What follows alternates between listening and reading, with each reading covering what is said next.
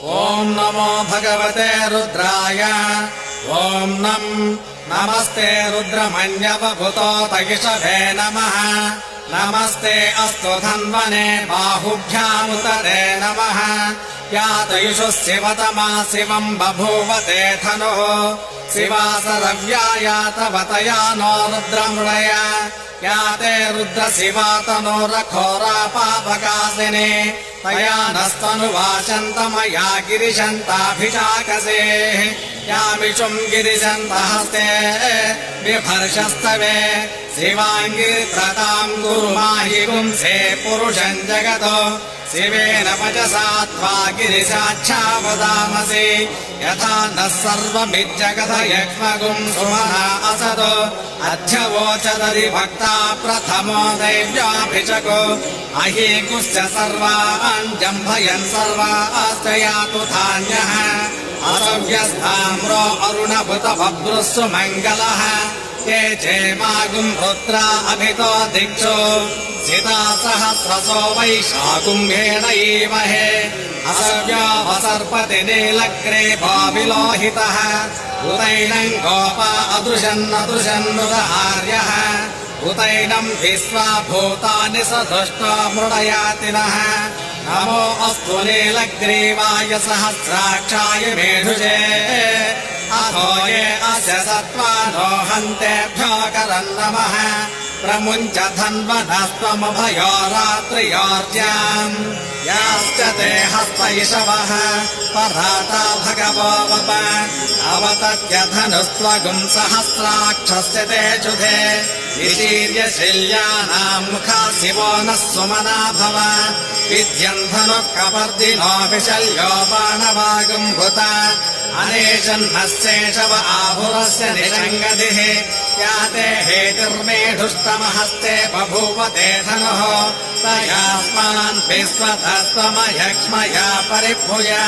नमस्ते अस्त्वायुधायानादताय दुष्टवे उभाभ्यामुतते नमो बाहुभ्याम् तव धन्वने परिते धन्वनो हेतिरस्मान् नृणक्तो विश्वतः अथो य इषु निःसवारे अस्मन्निधेहितम् नमस्ते अस्तु भगवन् विश्वेश्वराय महादेवाय त्र्यम्बकाय त्रिपुरान्तकाय त्रिकाग्निकालाय कालाग्निरुद्राय नीलकण्ठाय मृत्युञ्जयाय सर्वेश्वराय सदाशिवाय श्रीमन्महादेवाय नमः नमो हिरण्यवाहवे सेनान्ये दिशाम् च पतये नमो नमो वृक्षेभ्यो हरिकेशेभ्यः पशूनाम् पतये नमो नमः सस्मिञ्जराय विषीमते पथीनाम् पतये नमो नमो बभ्रुषाय व्याधिने नानाम् पतये नमो नमो हरिकेशायोपभीतिने कुष्ठानाम् पतये नमो नमो भवस्य हेच्यै जगताम् पतये नमो नमो रुद्राय तथाभिधे क्षेत्राणाम् पतये नमो नमः सूताय हन्त्याय वदानाम् पतये नमो नमः रोहिताय स्थपतये वृक्षाणाम् पतये नमो नमो मन्त्रिणे वाणिजाय कक्षाणाम् पतये नमो नमो भुवन्तये वारिवस्कुताय औषधीनाम् पतये नमो नम उच्चैर्घोषाय क्रन्दयते पत्येनाम् पतये नमो नमः पुत्रपीताय धावते सत्त्वनाम् पतये नमः नमः सहमानाय निव्याधिन आव्याधिनीनाम् पतये नमो नमः ककुभाय निषङ्गिणे स्थेनानाम् पतये नमो नमो निषङ्गिन इषुधिमते तस्कराणाम् पतये नमो नमो वञ्चते परिवञ्चते सायोनाम् पतये नमो नमो निचेरवे परिचयारण्यानाम् पतये नमो नमः स्रुकाभिभ्यो जिगागुंसद्भ्यो मुष्णताम् पतये नमो नमोऽसि मध्यो नक्तञ्जरभ्रभृगुन्दानाम् पतये नमो नमः उष्णेचिने गिरिचराय कुलुञ्चानाम् पतये नमो नमः इषुमध्यो दन्त्वाभिभ्यश्च वो नमो नम आतन्वानेभ्यः प्रतिददानेभ्यश्च वो नमो नम आयच्छध्वो विसृजेभ्यश्च वो नमोऽस्यध्वो विद्येभ्यश्च वो नमः आसीनेभ्यश्च यानेभ्यश्च वो नमस्त्वमध्वो जाग्रद्भ्यश्च वो नमस्तिष्ठध्वो दावद्भ्यश्च वो नमः सभाभ्यः सभापतिभ्यश्च वो नमो अश्वेभ्यो स्वपतिभ्यश्च वो नमः नम आव्याधिनेभ्यो विविद्यन्तीभ्यश्च वो नमः उगणाभ्यस्तृगुम्भरीभ्यश्च वो नमो वृक्षेभ्यो कृत्सपदिभ्यश्च वो नमो व्रातेभ्यो व्रातपदिभ्यश्च वो नमो गणेभ्यो गणपतिभ्यश्च वो नमो विरूपेभ्यो विश्वरूपेभ्यश्च वो नमो महद्भ्यः क्षुल्लकेभ्यश्च वो नमो रथिभ्यो रथेभ्यश्च वो नमो रथेभ्यः रथपतिभ्यश्च वो नमः सेनाभ्यश्चेनानिभ्यश्च वो नमः क्षत्रुभ्यः सङ्ग्रहेतृभ्यश्च वो नमस्तक्षद्भ्यो रथकारेभ्यश्च वो नमः कुलालेभ्यः कर्मारेभ्यश्च वो नमः पुञ्जिष्टेभ्यो निषादेभ्यश्च वो नमः इषुगुर्भ्यो दन्वगुर्भ्यश्च वो नमो मृगयुभ्यः स्वनेभ्यश्च वो नमः स्वभ्यस्त्वपदिभ्यश्च वो नमः नमो भवाय च रुद्राय च नमः शर्वाय च पशुपतये च नमो नीलग्रीवाय च सिद्धिकण्ठाय च नमः कपर्दिने च युक्तकेशाय च नमः सहस्राक्षाय च शतधन्वने च नमो गिरिशाय च विभिष्टाय च नमो मेधुष्टमाय च सुमते च नमो हरस्वाय च वामनाय च नमो बृहते च वर्षीयसे च नमो वृद्धाय च संवृद्धने च नमो अग्र्याय च प्रथमाय च नम आसवे साजिराय च नमः शीघ्रियाय च शीघ्राय च नमः ऊर्ध्याय च वस्वन्याय च नमः स्रोतस्याय च द्वीप्याय च नमो ज्येष्ठाय च कनिष्ठाय च नमः पूर्वजाय च परजाय च नमो मध्यमाय च प्रगल्भाय च नमो जघन्याय च बुद्ध्रियाय च नमः सौभ्याय च प्रतिसर्याय च नमो याम्याय च क्षेम्याय च नमः उर्वर्याय च खल्याय च नमः श्लोक्याय च अवसान्याय च नमो मन्याय च कक्षाय च नमः स्रवाय च प्रतिस्रवाय च नमः आशुचेनाय च आशुरथाय च नमः सोराय च अवभिन्दते च नमो वर्मिणे च वरोधिने च नमो बिल्विने च कवचिने च नमः श्रुताय च श्रुतसेनाय च नमो दुन्दुभ्याय च हनन्याय च नमो दुष्टवे च प्रमुर्षाय च नमो दूताहि च प्रहिताय च नमो निषङ्गिने चेषु धिमते च नमस्तेष्णे च वेचायुधिने च नमः स्वायुधाय च सुधन्वने च नमः स्तुत्याय च वर्थ्याय नमः काट्याय च दीप्याय च नमः सूज्याय च रस्याय च नमो नाट्याय च वैशन्ताय च नमः कूप्याय च पट्याय च नमो वर्षाय च नमो मेघ्याय च विद्युत्याय च नमः गीत्रियाय च तप्याय च नमो वात्याय च रेष्म्याय च नमो वास्तव्याय च वास्तुपाय च हर ॐ हर हर हर नमः सोमाय च रुद्राय च नमस्ताम्राय च अरुणाय च नमः शङ्गाय च पशुपतये च नमः उग्राय च भीमाय च नमो अग्रे वथाय च दूरे वथाय च नमो हन्त्रे च हनीयसे च नमो वृक्षेभ्यो हरिकेशेभ्यो नमस्ताराय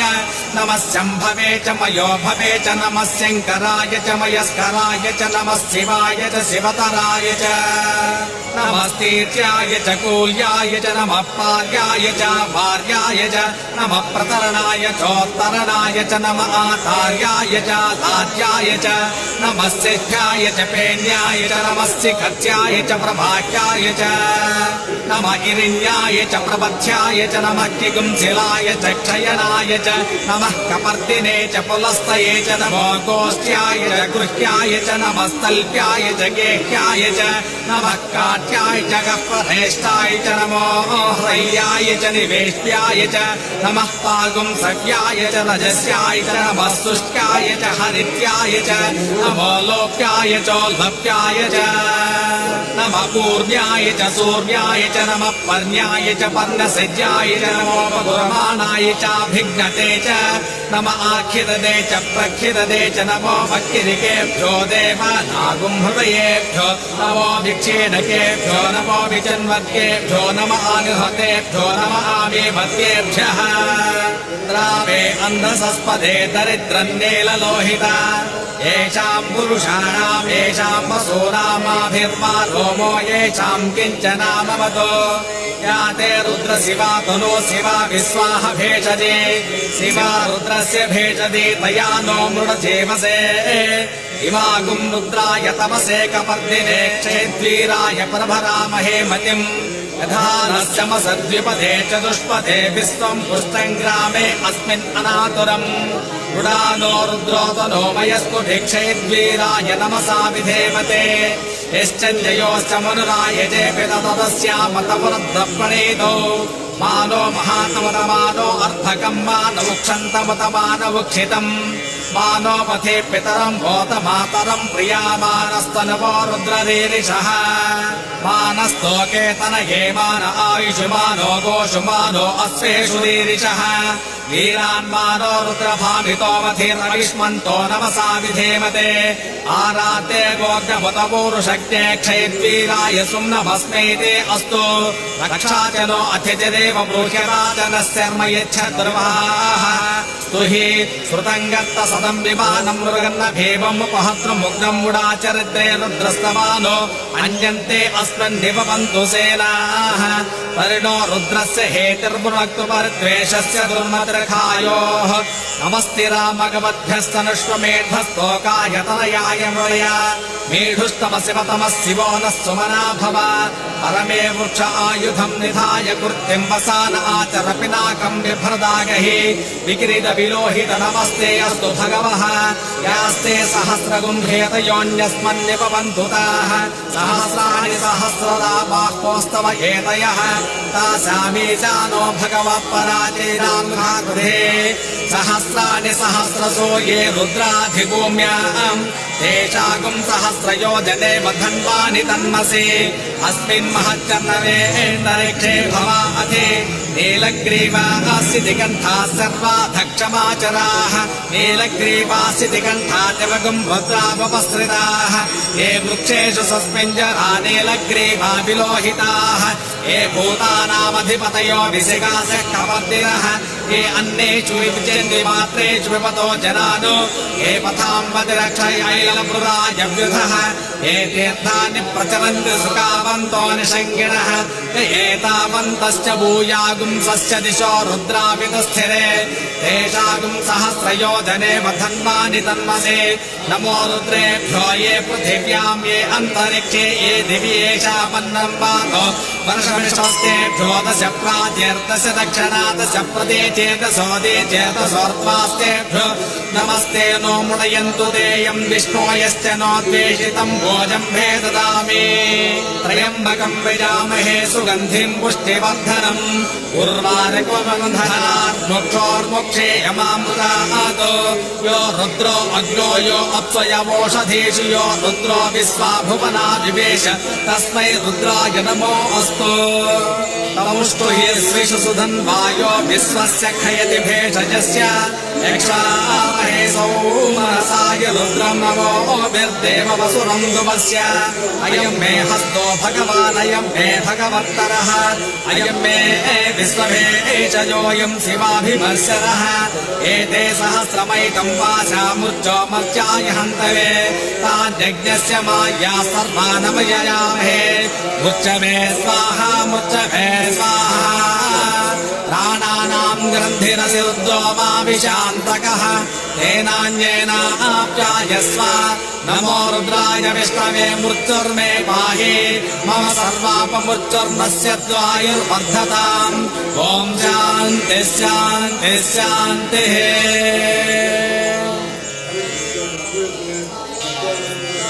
हरिः ओम् अज्ञा विष्णो स्वजोषसेवा वर्धन्तु वाङ्गिरः जुम्नैर्वाजेभिरागतम् वाजश्च मे प्रशवश्च मे प्रयतिश्च मे प्रसतिश्च मे धीतिश्च मे क्रतुश्च मे स्वरश्च मे श्लोकश्च मे श्रावश्च मे श्रुतिश्च मे ज्योतिश्च मे सुवश्च मे प्राणश्च मे पानश्च मे व्यानश्च मे श्रुश्च मे चित्तञ्च आदितञ्च मे वाक्च मे मनश्च मे चक्षुश्च मे श्रोत्रञ्च मे दक्षश्च मे बलञ्च मगोजश्च मे सहश्च आयुश्च मे जरा च आत्मा च मे तनुश्च मे शर्म च मे वर्म च मेऽङ्गानि च मे स्थानि च मे परोगुंसि च मे शरीराणि च मे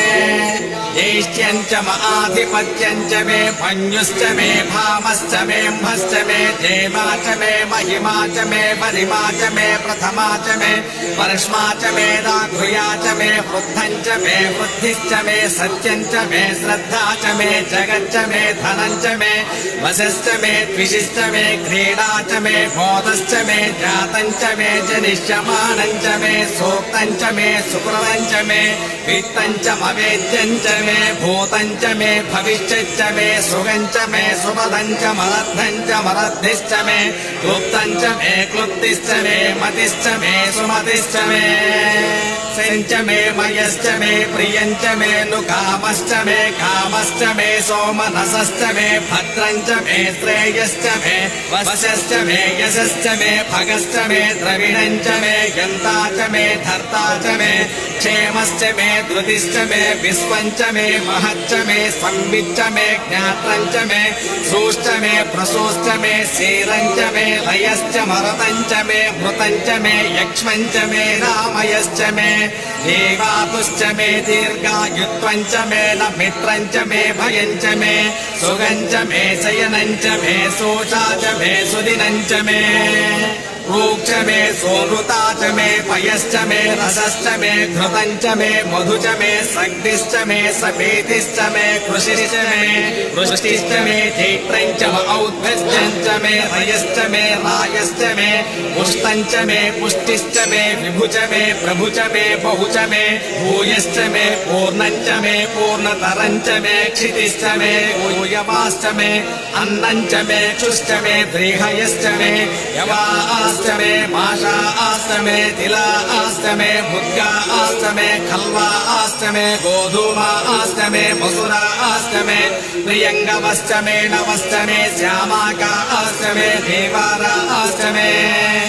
अस्मा च मे मृत्तिका च मे गिरयश्च मे पर्वताश्च मे शिखराश्च मे वनस्पतयश्च मे हिरण्यं च मे यश्च मे शीर्षं च मे त्रपुश्च मे श्यामं च मे लोहं च मे गिश्च आपश्च मे विरुधश्च ममोषधयश्च मे कृष्णपच्यं च मे कृष्णपच्यं च मे ग्राम्याश्च मे पशव आरण्याश्च यज्ञेन कल्पन्तां वित्तं च मे वित्तिश्च मे भूतं च मे भूतिश्च मे वसु च मे वसतिश्च मे कर्म च मे शक्तिश्च मे अर्थश्च म एमश्च म इतिश्च मे गतिश्च मे अग्निश्च म इन्द्रश्च मे सोमश्च म इन्द्रश्च मे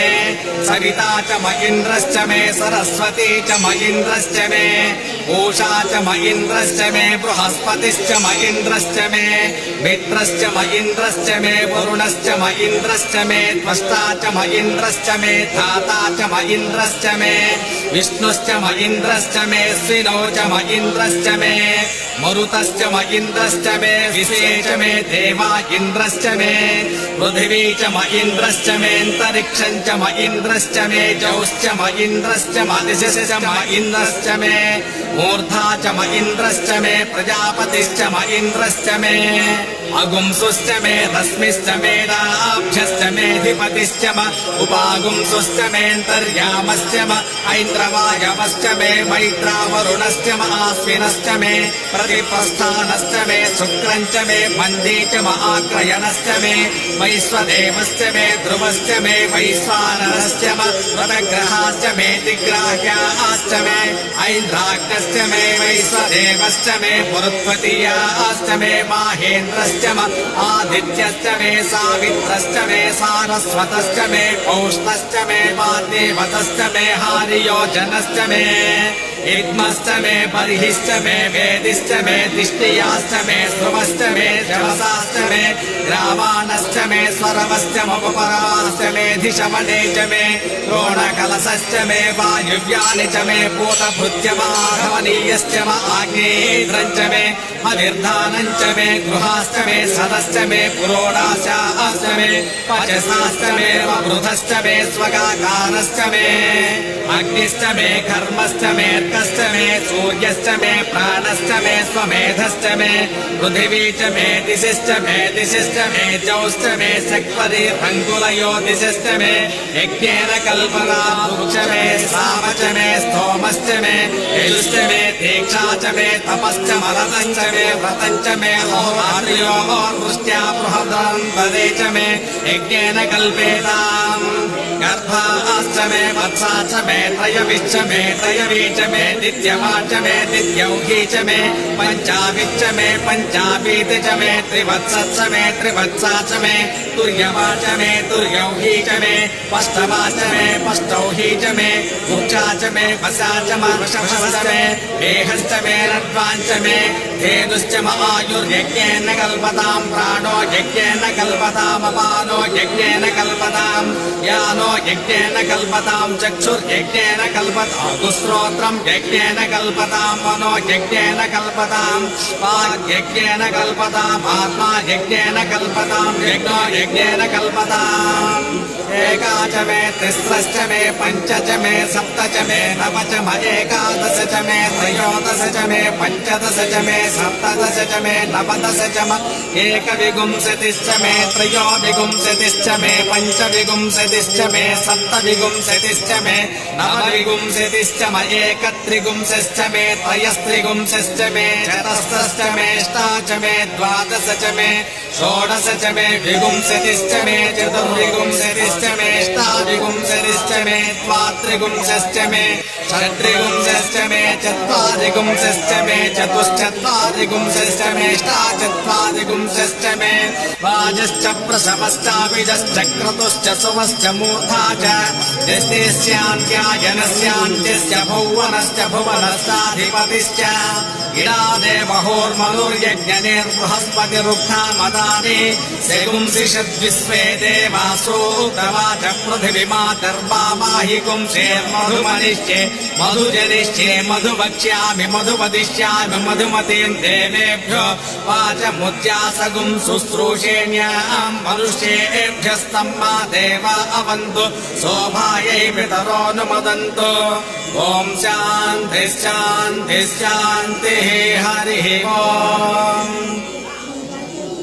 यदक्षरपदभ्रष्टं मात्राहीनं तु यद्भवेत् तत्सर्वं क्षम्यतां देव नारायण नमोऽस्तु ते विसर्गबिन्दुमात्राणि पदपादाक्षराणि च न्यूनातिरिक्तं यत्किञ्चिदाभिर्गेभिर्दीरयेत् सर्वं श्रीपरमेश्वरार्पणमस्तु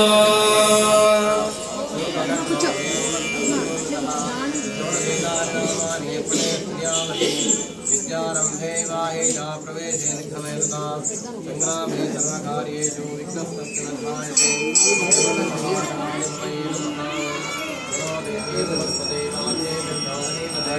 मंत्रपुष्पं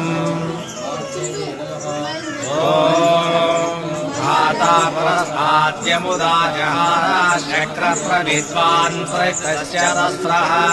तमेवं विद्वानमृतयः भवते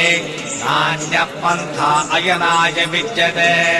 सहस्रशीर्षं देवं विश्वाक्षं विश्वशम्भुवम् विश्वनारायणं देवमक्षरं परमं पदम् विश्वतः परमानित्यं विश्वनारायणगुं हरिम् विश्वमेवेदं पुरुषस्तद्विश्वमुपजीवते पतिं विश्वस्यात्मेश्वरगुं शाश्वतगुं शिवमच्युतम् नारायणं महाज्ञेयं विश्वात्मानं परायणम् नारायण परो ज्योतिरात्मा नारायणः परः नारायण परं ब्रह्म तत्त्वं नारायणः परः नारायण परोध्याताध्यानं नारायणः परः किञ्चित् जगत् सर्वं दृश्यते श्रूयतेऽपि वा अन्तर्बहिः च तत्सर्वं व्याप्य नारायणः स्थितः अनन्तमजयं कविगुं समुद्रेऽन्तं विश्वशम्भुवम् आत्मकोशप्रतीकाशगुं हृदयं चाप्यथोमुखम् अथोधिष्ट्यापि तस्यान्तेनाभ्यामुपरितिष्ठते ज्वालमालाकुलं भाते विश्वस्यायतनं महत् सन्ततगुं शिलाभिस्थलं वत्याकोशसन्निभम् तस्यान्तेषु सरगं सूक्ष्मं तस्मिन् सर्वं प्रतिष्ठितम् तस्य मध्ये महामज्ञर्विश्वाच्यर्विश्वतोमुखः स्वाग्रभुज्यवजन् तिष्ठन्नाहारमजरः कविः श्रियगोधमदस्यायैरस्मयस्तस्य सन्तता सन्तापयति स्वं देहमापादलमस्तकः तस्य मध्ये वह्निशिखा अणीयोर्धा व्यवस्थितः एवतो यतमध्यस्ताजुच्चुर्लेखे बभास्वरा दीपारशोकभत्तन्वे पीतावास्वच्चडोपमा तस्या मध्ये परमात्मा व्यवस्थितः स ब्रह्मा शिवः सह ऋष्येन्द्रस्वक्षरः परमस्वराट् योपां पुष्पं वेद पुष्पवान् प्रजावान् पशुमान् भवते चन्द्रमा वा अपां पुष्पम् पुष्पवान् प्रजावान् पशुमान् भवते एवं वेद योपामायतनं वेद आयतनवान् भवते अग्निर्वा अपामायतनम् आयतनवान् भवते यो अग्निरायतनं वेद आयतनवान् भवते आपो वा अग्निरायतनम् आयतनवान् भवते एवं वेद योपामायतनं वेद आयतनवान् भवते वायुर्वा अपामायतनम् आयतनवान् भवते यो वायोरायतनं वेद आयतनवान् भवते आपो वै वायोरायतनम् आयतनवान् भवते एवं वेद योपामायतनं वेद आयतनवान् भवते असंवैतपन्नपामायतनम् आयतनवान् भवते यो मुष्यतवत आयतनं वेद आयतनवान् भवते आपो वा अमुष्यतवत आयतनम् आयतनवान् भवते एवं वेद योपामायतनं वेद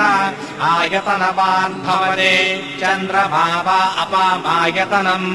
आयतनवान् भवते यश्चन्द्रमस आयतनं वेद आयतनवान् भवते आपो वै चन्द्रमस आयतनम् आयतनवान् भवते एवं वेद योपामायतनं वेद आयतनवान् भवते नक्षत्राणि वा अपामायतनम् आयतनवान् भवते यो नक्षत्राणामायतनं वेद आयतनवान् भवते आपो वै नक्षत्राणामायतनम् आयतनवान् भवते एवं वेद योपामायतनं वेद आयतनवान् भवते पर्जन्यो वा अपामायतनम् आयतनवान् भवते यः पर्जन्यस्यायतनं वेद आयतनवान् भवते आपो वै पर्जन्यस्यायतनम् आयतनवान् भवते एवं वेद योपामायतनं वेद आयतनवान् भवते संवत्सरो वा अपामायतनम् आयतनवान् भवते यः संवत्सरस्यायतनं वेद आयतनवान् भवते आपो वै संवत्सरस्यायतनम् आयतनवान् भवते एवं वेद यो अप्सुनाभं प्रतिष्ठितां वेद प्रत्येपतिष्ठते किन्तद्विष्णोर्बलमाहुः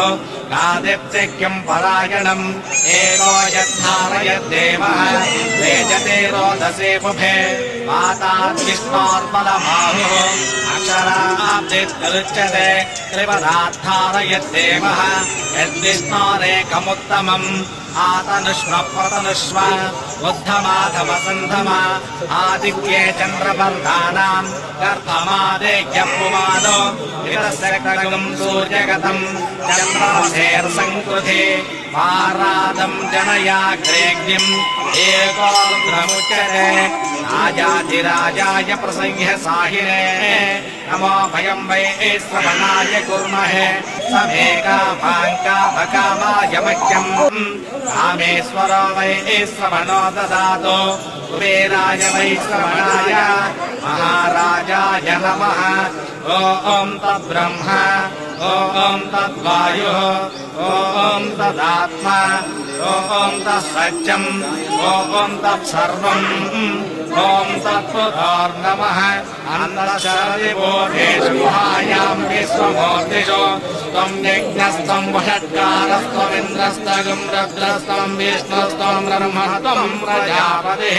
त्वम् तदापः भोजो धीरसोऽमृतम् ब्रह्मभूत्सवरम् ईशानः सर्वविद्यानाम् ईश्वरः सर्वभूतानाम् ब्रह्माधिपतिर्ब्रह्मणोऽधिपतिर्ब्रह्मा शिवो मे अस्तु सदा शिव तदगम् सत्यम् परम् ब्रह्म पुरुषम् कृष्णपिङ्गलम् ऊर्ध्वरेतुम् विरूपाक्षम् विश्वरूपाय वै नमो नमः नारायणाय विद्महे वासुदेवाय धीमहि तन्नो विष्णुः प्रचोदयात्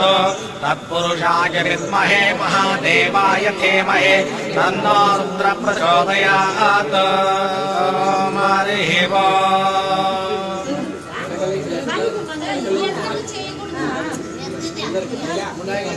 పరమేశ్వరుడికి అత్యంత శక్తివంతమైన అభిషేకం జరిగేది ఎప్పుడో తెలుసా?